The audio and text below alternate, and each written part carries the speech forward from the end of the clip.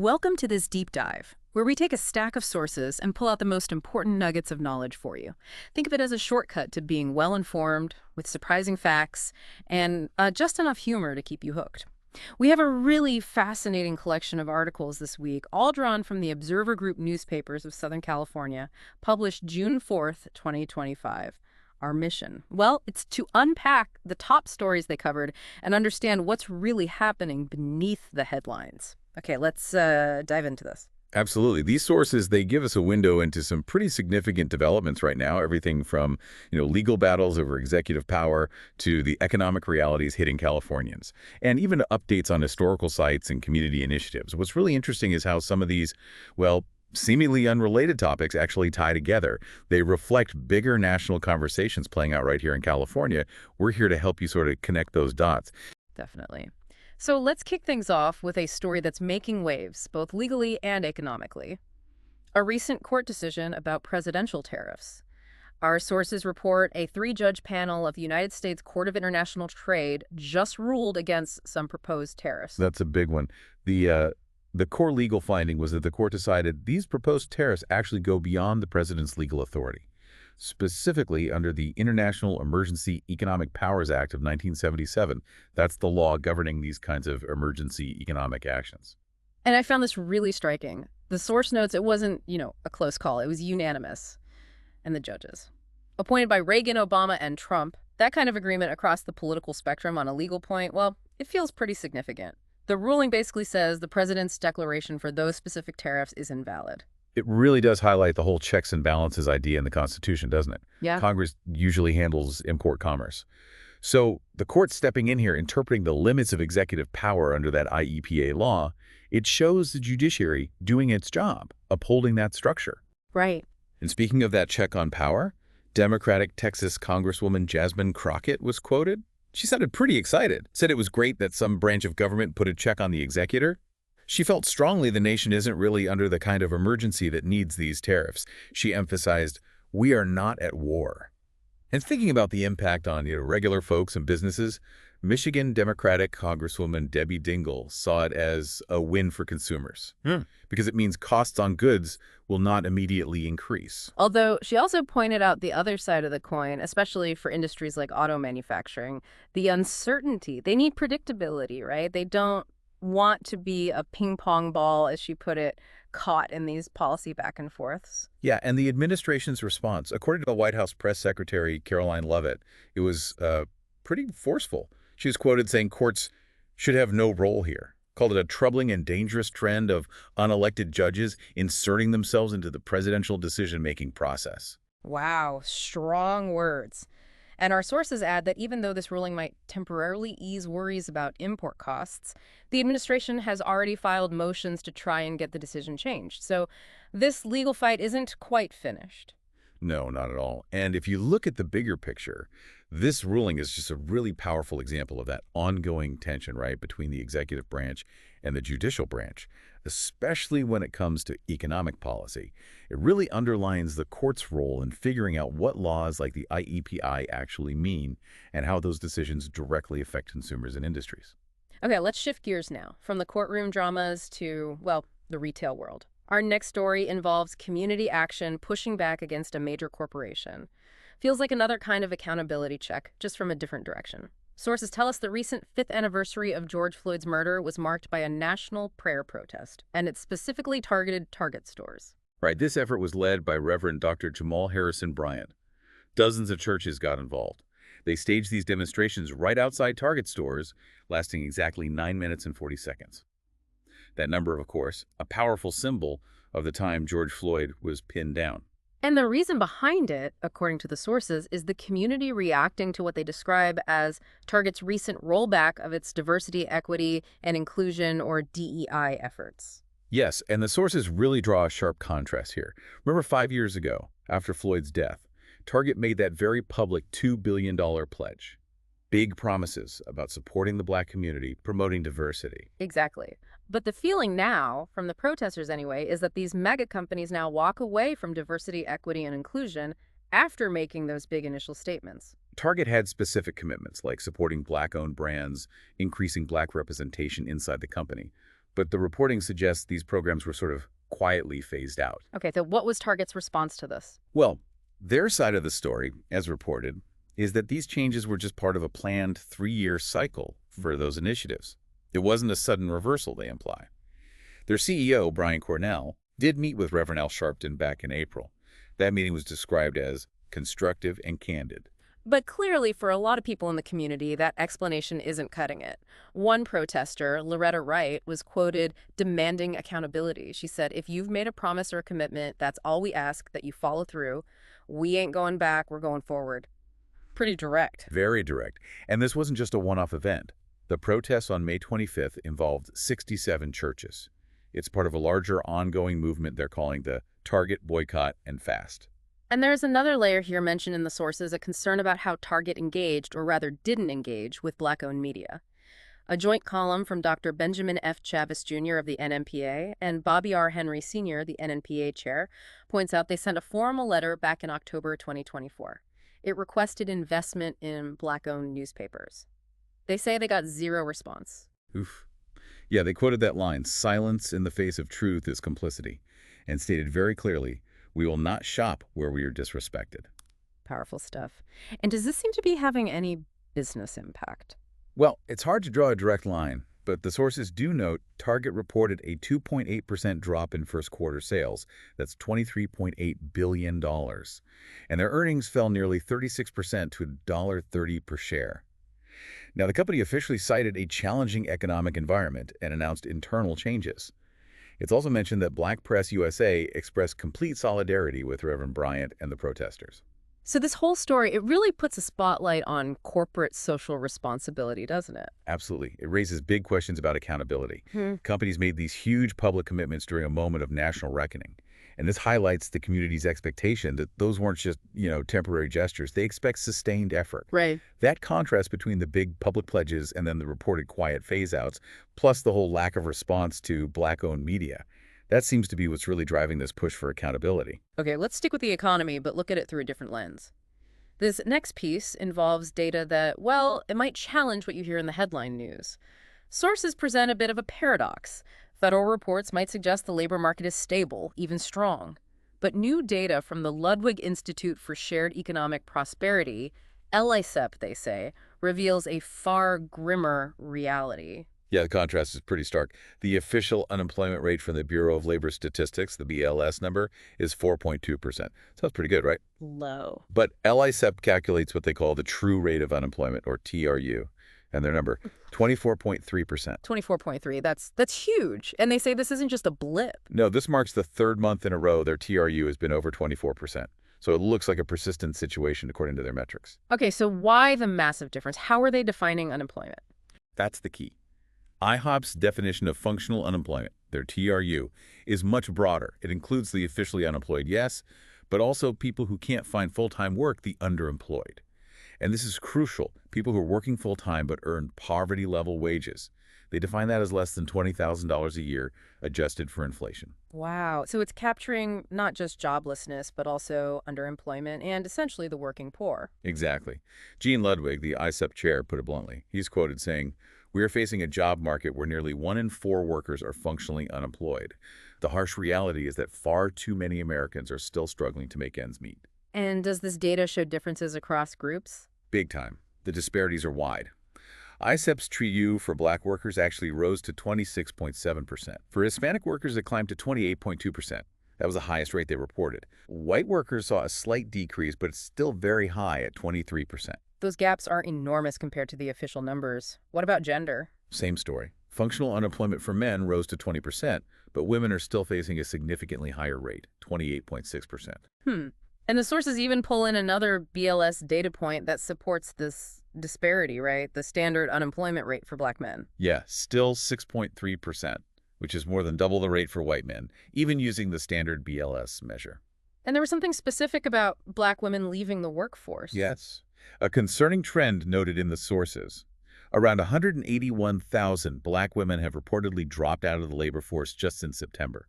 Meanwhile, participation rates for women of other races actually went up. The source connects this back to 2020, the collapse of childcare during COVID. And it suggests ongoing problems with childcare affordability and access are still keeping many Black women from returning to work. So LSEP is basically arguing the standard metrics are flawed. Pretty much. Their white paper, Measuring Better, calls things like GDP and the official BLS unemployment rate misleading and outdated. They argue these numbers just don't capture the full picture of economic struggle. And their TRU method, just to be clear, it only counts you as employed if you're working full-time and earning above that $20,000 poverty line. Correct. It explicitly excludes part-timers who want full-time work and anyone earning below that poverty threshold, even if they have a full-time job. And their goal is to give policymakers a more realistic picture. That's what they say. Provide a more accurate understanding for better decisions, better resource allocation.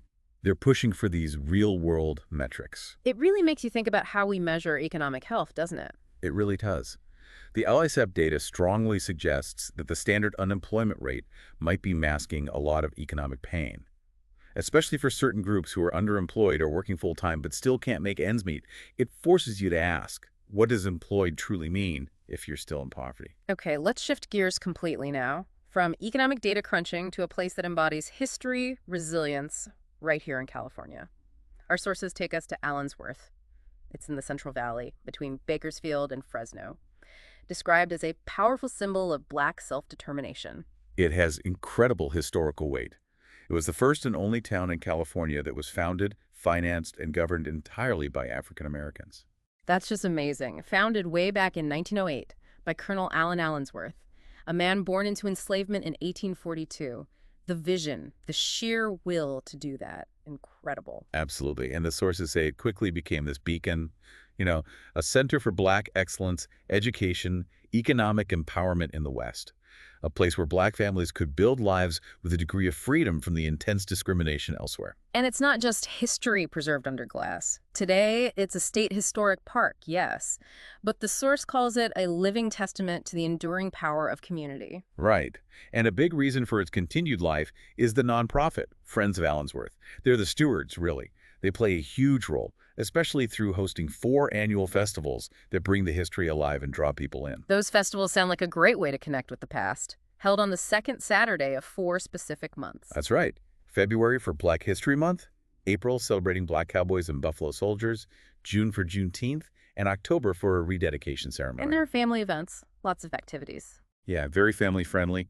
Historical reenactments, tours of the preserved buildings, cultural performances, really immersing you in the town's story and spirit. And a nice practical note for the upcoming Juneteenth 2025 festival, that's June 14th, Amtrak San Joaquin's is offering discounted fares, making it easier to get there. That's great. And if you want to learn more, or maybe to plan a visit, the sources give the details. The website is www.friendsofallensworth.org. Phone is 877-245-6232, and they're on social media too, at Friends of Allensworth. It's just a powerful reminder, isn't it? History isn't just in textbooks. Exactly. It's alive in places like Allensworth, places that actively celebrate and teach about the past. It's such a strong example of a community built on self-determination, resilience. And the work by groups like Friends of Allensworth ensures that legacy keeps thriving and stays accessible for all of us to learn from. Okay, so our sources wrap things up with a section called Political Playback. This comes from California Black Media. It covers several different but important news items touching on state politics, policy, and community reports here in California. Yeah, it's sort of a snapshot of various issues impacting Californians right now, showing the range of things happening at the state level and beyond. First up in this playback, a wealth report. Based on U.S. Census data, and it sounds like it has some concerning news, specifically that Black Californians are falling behind in key measures of wealth. Yes, the sources really zero in on lagging rates in retirement savings and home ownership, 2 really critical pieces for building long-term economic security. And the report notes California's typical household net worth is actually quite high, $288,000, much higher than the national median. But, and this is the big but, that wealth is spread very unevenly. Right. The data shows Latino and Black other households disproportionately have low wealth. The report links this partly to lower education levels, though clearly other factors are involved too. And that homeownership gap persists, even when you compare Black households to white households with similar income, age, and education. Exactly. Which really points towards ongoing systemic barriers, doesn't it? It does. Looking at assets and debts. Common assets are things like checking, savings, retirement accounts, home equity, car equity. But the report says while many Black households have these assets, they often don't have enough saved for emergencies. That lack of an emergency cushion is so critical. And on the debt side, the patterns are interesting. Older households generally have more assets, less debt. That makes sense. But Black and Latino households are more likely to carry student loan debt compared to white and Asian households. And it also mentions that 3 out of 4 households owe something on unsecured debts, like credit cards, which obviously makes it harder to save or invest. So this report really uses the numbers to paint a picture of systemic inequality. It really does. It shows that even in a wealthy state like California, certain communities face major hurdles in building that long-term security. Those specific points, lagging home ownership despite similar income, lack of emergency funds, higher student debt, those are really crucial indicators of the challenges. Okay, moving on within this political playback section. Our sources detail a U.S. Department of Justice investigation focusing on girls' sports here in California. The DOJ has opened a civil rights investigation into how the state handles girls' athletics. Right, and they're citing possible violations of Title IX. That's the federal law against sex discrimination in federally funded education programs. The investigation is specifically looking at a California state law, the one that allows students born male to compete on female sports teams. That state law is AB 1266, passed back in 2013. It lets students join teams and use facilities matching their gender identity. So the DOJ sent formal legal notices on May 28th. They went to the California Attorney General, the State Superintendent of Public Instruction, Jurupa Unified School District, and the CIF, the body governing high school sports.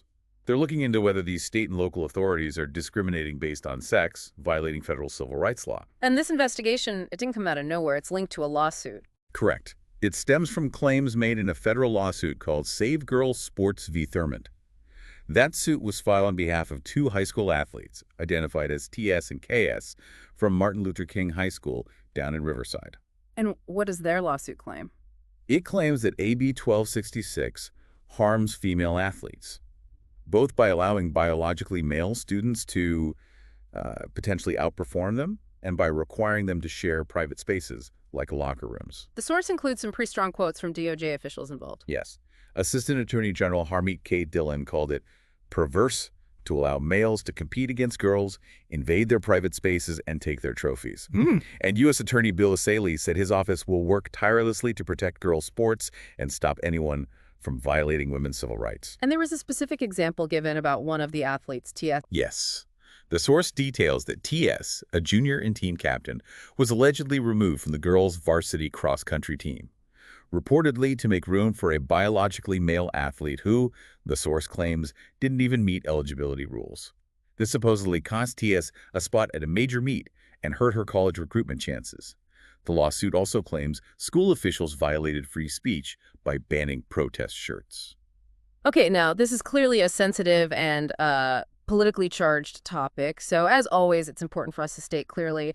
Our role here is just to report impartially on what's in the source material we reviewed. We aren't endorsing any particular viewpoint here. We're simply relaying the information, the arguments, the actions described in the original articles for your understanding. Absolutely. That's crucial. This item really highlights that tension, doesn't it? Between state laws aimed at protecting gender identity and federal interpretations of civil rights laws like Title IX, specifically around sex-based distinctions in sports. The DOJ getting involved, prompted by that lawsuit, shows that this is a point of significant legal conflict and scrutiny right now at multiple levels of government. Right. Okay, next in the political playback, state legislation. Specifically, bills from State Senator Kelly Ciardo, a Republican representing Murrieta. Sources say 11 of his bills just passed the state Senate and are heading to the Assembly. And notably, the sources mentioned these bills got strong bipartisan backing. Always interesting to see where agreement happens. Definitely. The bills cover a range of areas. Veterans benefits, public safety, tax policy, support for local governments, a real mix. One bill highlighted specifically is SB 284. This one could affect families inheriting a home. SB 284, what does it do exactly? It clarifies property tax law for siblings who inherit the family home. The idea is to make it easier for eligible family members to consolidate ownership within a year, without automatically triggering a property tax reassessment if the transfer and the new owner's residency meet certain conditions. Okay, so it's aimed at keeping property taxes lower for inherited family homes in those specific situations. Exactly. Senator Ciardo's stated goal is to protect families from undue tax burdens while preserving valuable assets. Makes sense. And he sounded positive about working with the assembly. Yes, he's quoted saying he's proud to see these common-sense, solutions-oriented bills advance with strong bipartisan support and is ready to continue working to deliver meaningful results. And there were quite a few other bills mentioned too, right? Covering a lot of ground. Yeah, the source listed several others he was pleased about. Things like expanding property tax exclusions for veteran disability pay, protecting Cal Grant eligibility for military kids who finish high school out of state, raising contract limits for disabled veteran small businesses, creating an infrastructure gap fund, stopping new car owners getting stuck with old registration debt, tax breaks for volunteer fire departments, requiring earlier state-local talks on housing, notifying homeowners about recorded property documents, and updating peace officer education standards. Quite a list. Wow, it really shows the sheer breadth of issues state legislators deal with, doesn't it? It really does, from very specific tax rules affecting families to supporting veterans, infrastructure, public safety. And the fact that these are noted as having bipartisan support suggests these are areas focused on practical, tangible impacts where lawmakers could find common ground. Okay, also in this political playback section, there's a report focusing on Black-led nonprofits in California. This comes from the Black Equity Collective. It highlights what the sources call the powerful role these organizations play in the state's economy and communities. Right. The report itself is titled California Black-Led Organizations, Strengthening California's Economy and Communities. It was a joint effort by the Black Equity Collective, BEC, and the Nonprofit Finance Fund, NFF. And it's based on actual data? Yes, from a survey of 217 Black-led organizations, BLOs, across California. So it has a decent scope. And what did they find about the economic impact? It's significant. These BLOs collectively employ over 4,000 people. They paid out over $335 million in salaries in 2023 and contributed $22 million just in payroll taxes. There's a real economic footprint. So they're not just service providers, they're employers too. Exactly. Cassie Patterson, the founder of BEC, is quoted emphasizing this. She was BLOs provide essential services, health, safety, social justice, but they're also creating community wealth and economic resilience. She stresses they're valuable contributors who deserve equitable investment and support. But despite this impact, they face challenges. A major one. Staffing. 80% of these organizations reported staff shortages. That obviously limits their ability to meet all the community needs they see. And their focus areas are critical ones. Absolutely. Health services, violence prevention, community safety, pushing for policy change, racial justice work. Really vital stuff. And the report includes a call to action. Yes.